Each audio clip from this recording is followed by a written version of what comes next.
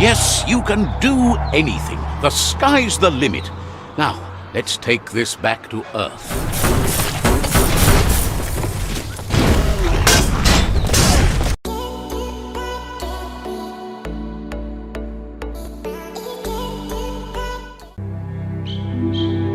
The sun is high.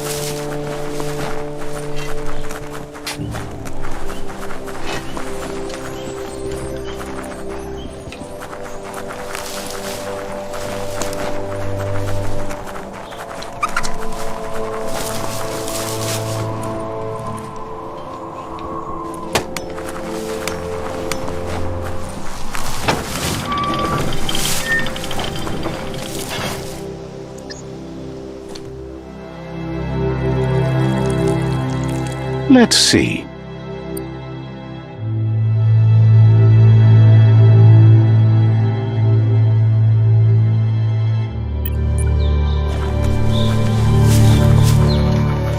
Mercadorpa's outpost, a Jagni tribe stronghold.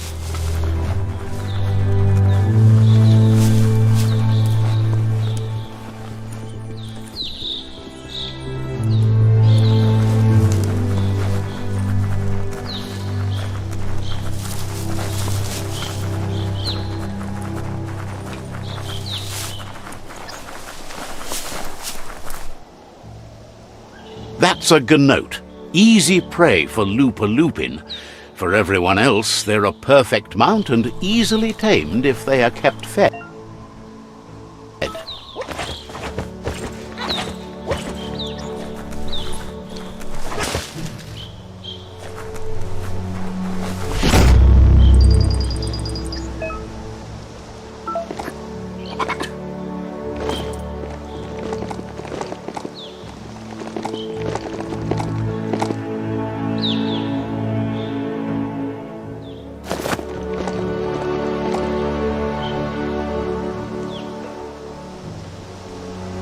Got a good grip on that beastie?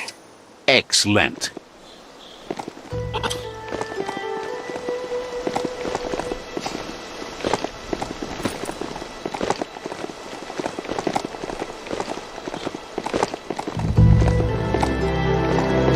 It's the chug yard.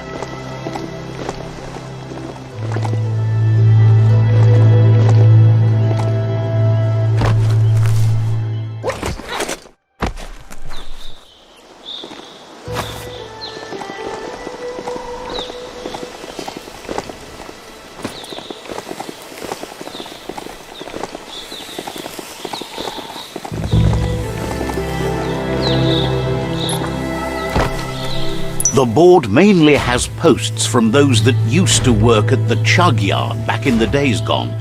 They don't make much sense these days. Not much more to say about the board, but Gizmo is holed up in the underyard here working on that Mekton of his. The Toxanol Corporation used to run chugger-chuggers out of here, big machines on rails with smokestacks that fouled the air.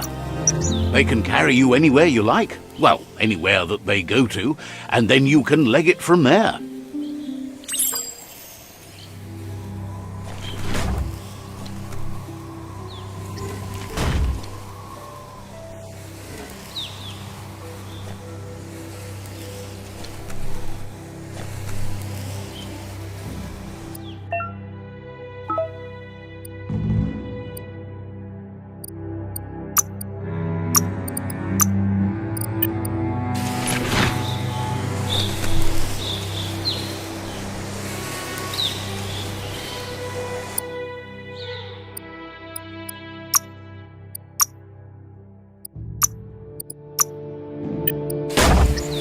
Heroes inspire in a way nothing else can.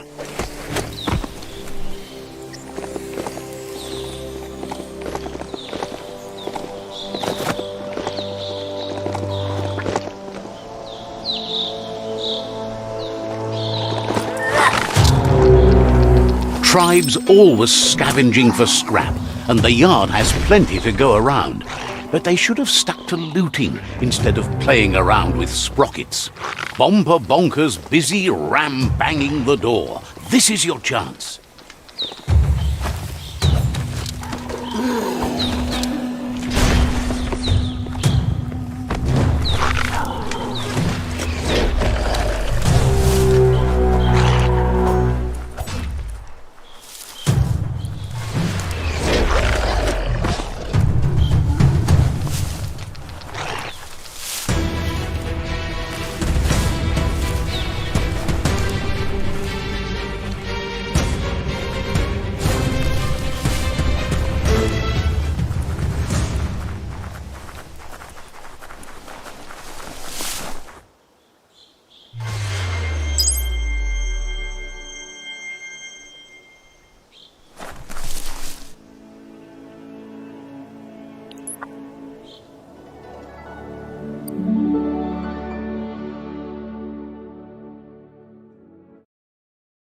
It's a wonder some of these up and downs still work. Guess they built machines better in the past.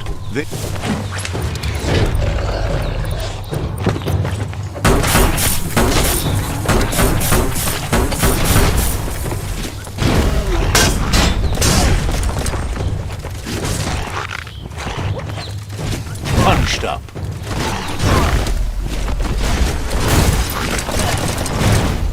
Hot metal.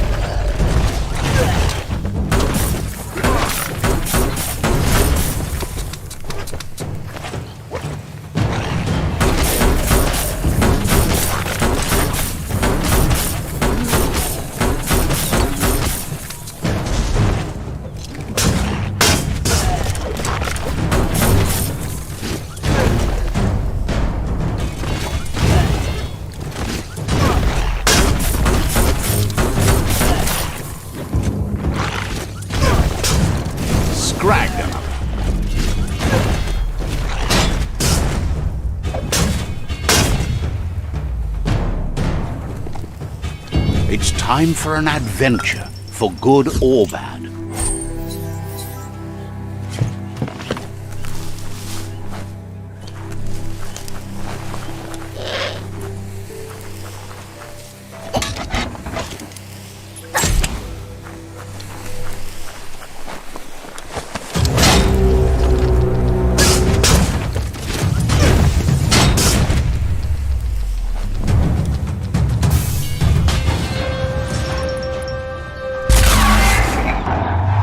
Yes, you can do anything. The sky's the limit.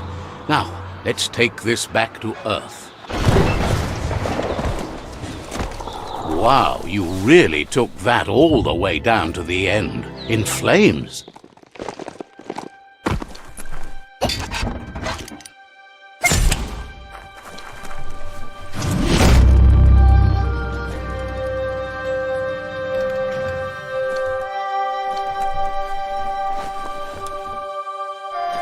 The spent nuclear fuel that Toxanol dumped in the surf had detrimental effects on the marine habitats, while the overflowing landfills contaminated the groundwater. Combined, this sent their world hurtling on an inevitable road to ruin.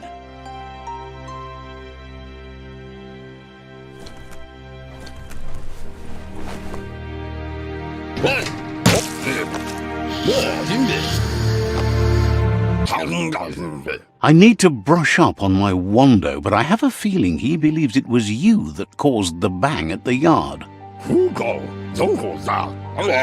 Oh, and he says he knows you. You used to call him Gizmo. He gave you the oil-greased hands when he taught you how to upcycle. Gizmo remembers you as a nice kidling, and he can still sense the warmth of your good heart. But Gizmo says how you experience a memory can be different. You know the story, but sometimes the truth it brings is personal. It carries so much hate, and its insatiable hunger has only increased over the years since it claimed revenge on your parents. Gizmo says he also has re-memories from the long gone, but unlike you, he doesn't think of the past, for it's gone. He understands history made Lupa-Lupin a big part of your past, your present, and soon, your future. You still believe there's some good in everyone. You still have hope for tomorrow. He says you should know that what's meant to be will always find a way, but history shouldn't consume you. Gizmo encourages that. You should forgive, but never forget. It'll provide some comfort to your soul and keep the memory of lost loved ones in your heart. Fan that flame! Wait, no! Bright light blinds! It's dangerous! I've got all the cold sick burns you need, Dark. Oh, do you have to insult me over this? I don't have to, but I want to!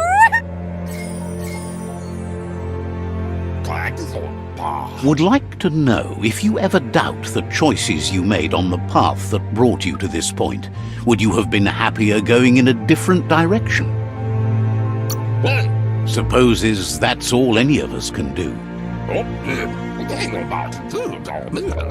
Hard to believe the world is actually going to survive.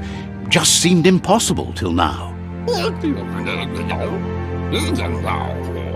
Grateful to you for coming back and doing your best to change things.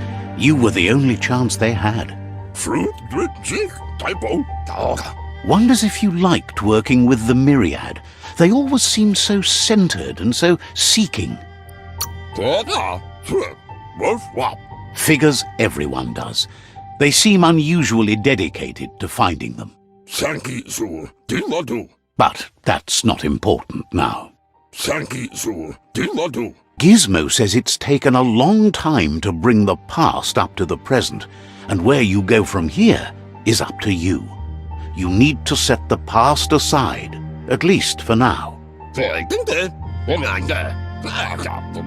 He can't leave the underyard as he has no protection against the vacuum in the dead zone, so you need to salvage scrap to upcycle the Mekton, starting with the old crate outside. You should return when you've retrieved the scrap. There's no time to waste if you want to make the Mekton strong enough to fight them. There are more crates from before the apocalypse left out in the wild. Easy to find if you keep an eye out. You should be able to gather enough scrap to upgrade the Mekton from them.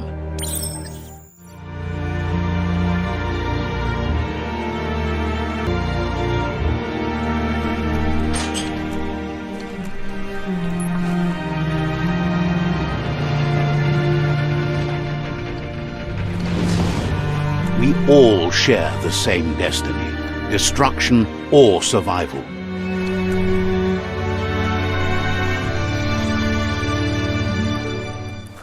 There's short of breath and death to this zone. Better take care. He who half breathes, half lives.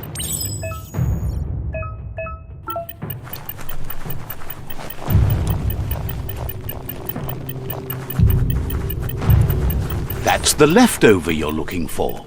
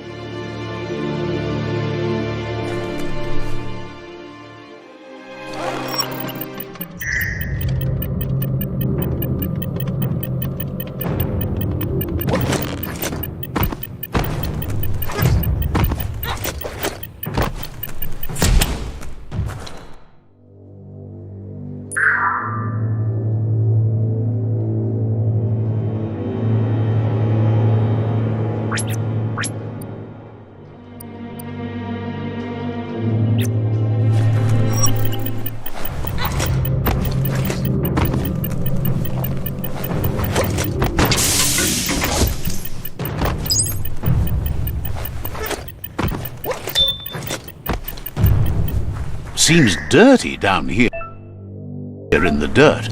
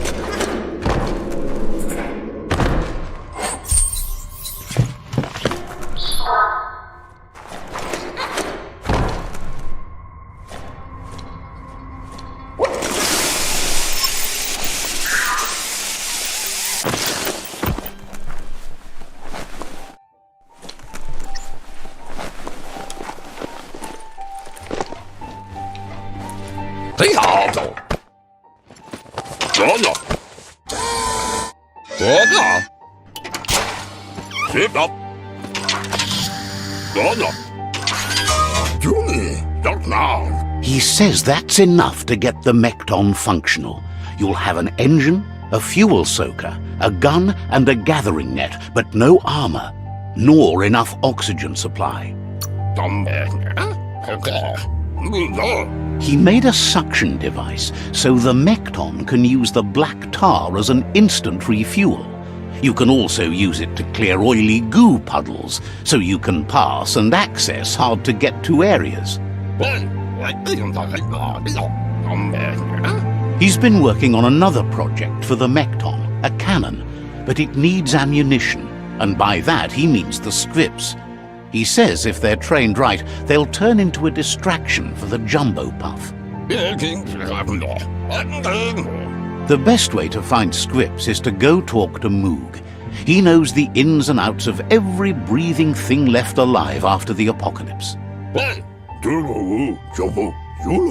Unfortunately, this means you'll have to venture farther out into the dead zone than Moog's camp on the steep depot. Once you... He noticed the jumbo puff has a short attention span, so the script should distract it long enough for you to inflict some damage.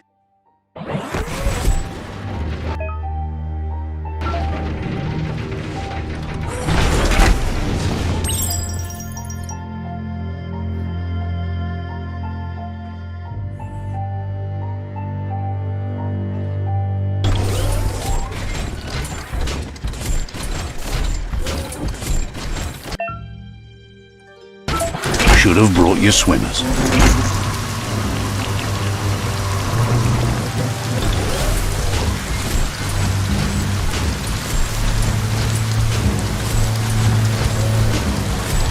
The grease monkey's Mekton is built sturdy, just like himself. Can you imagine how this place used to look before the dead oil flood?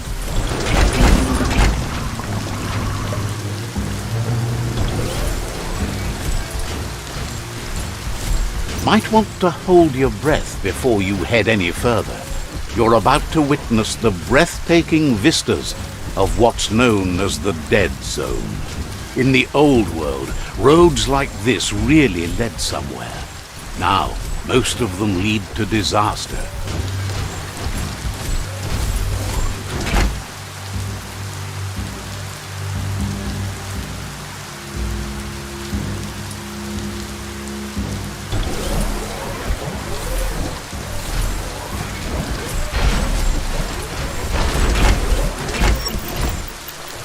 That over there is Steepo Depot, the cliffside that Moog hangs on to.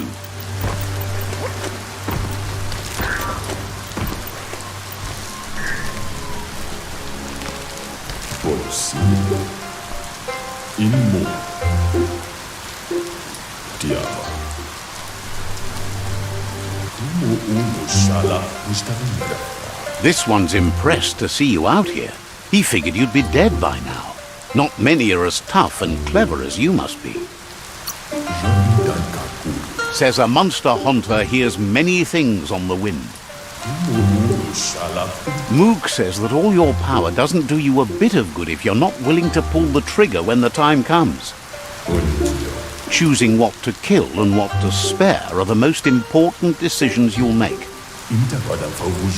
You might have a steady aim, but you need to be sure that you pick your targets with care.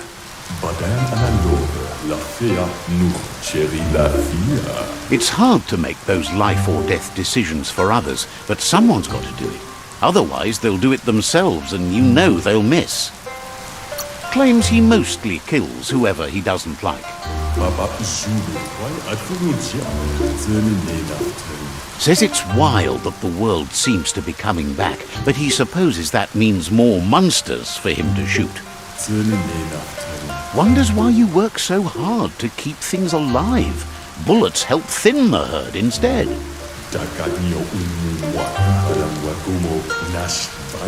Says you should give up on working with the stubborn myriad. He keeps trying to put out their lights and they keep putting up new ones. He's afraid you're just as stubborn as them. But enough of that, right? He says the wildlife, nature, has changed and turned against us. Instincts of survival took over when the world changed.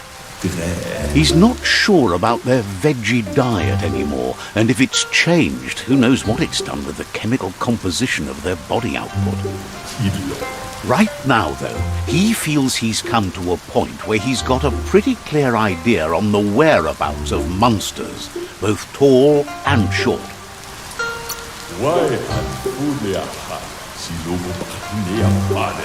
Thinks that it all hangs on the tree of life.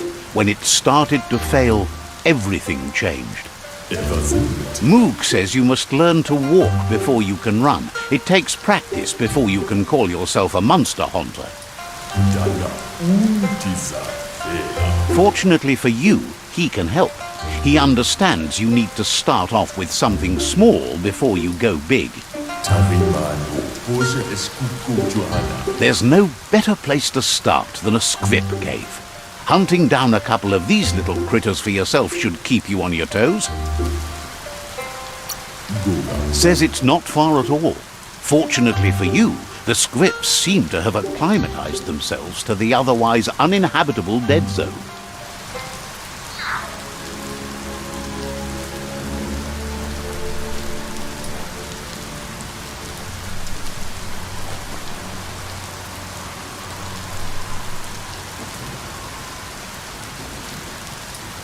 Let's see.